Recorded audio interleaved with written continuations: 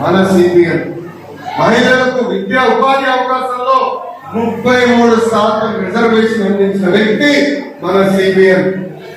డ్వాక్రా సంఘాల ద్వారా మహిళలకి ఆర్థిక స్వాతంత్రం కూడా కల్పించిన వ్యక్తి మన సిపిఎం.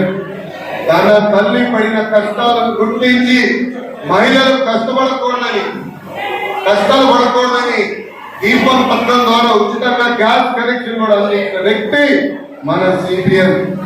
మహిళల్ని బస్ కండక్టర్లుగా బస్సు డ్రైవర్లుగా నియమించిన వ్యక్తి మన సిపిఎం. దేశంలోనే తొలి స్పీకర్ గా ప్రతిభా భారతి గారిని కూడా నియమించిన గొప్ప వ్యక్తి మన సిపిఎం. ఎవడైనా మహిళల జోలికి వస్తే తోలు తీస్తానని చెప్పిన వ్యక్తి కూడా మన సిపిఎం. ఈ మధ్యలో చూస్తున్నాం మహిళల జోలికి వెళ్తే ఏమవుతుందని. అర్థమైందా రాజా? తెలుగుదేశం పార్టీలో కార్యకర్తలే అధినేత. 2019 నుంచి 24 వరకు అనేక కష్టాలు మన కార్యకర్తలు ఎదుర్కొన్నారు. బయటికి రాకుండా తాళగట్టిన రోజులు, ఒక పోరాటం చేస్తే దొంగ కేసులు పెట్టిన రోజులు. తెలుగు జాతి నిలబెట్టిన మహానీయుడు నందమూరి తారక రామారావు గారి తెలుగుదేశం పార్టీ స్థాపించి 43 సంవత్సరాలు అడుగుపెట్టినది.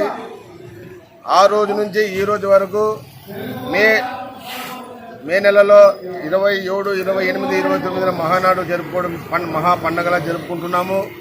కానీ ఈ సంవత్సరం కూడా మహానాడు జరుపుకోవాలని చెప్పేసి మేము అనుకున్నాము.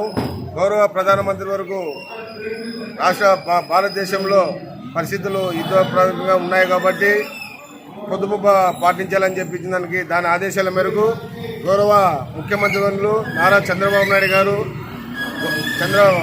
ప్రధానమంత్రి గారి మాట పాటిస్తూ మన ఆంధ్రప్రదేశ్లో మహానాడు పండుగ క్యాన్సిల్ చేస్తూ, నెల్లూరు ప్రోగ్రాం ఉండింది క్యాన్సిల్ చేస్తూ, అదే పండుగ డిజిటల్ పరంగా ప్రతి క్లస్టర్ పరిధిలో క్లస్టర్ పరిధిలో కూడా చేసుకోవాలి.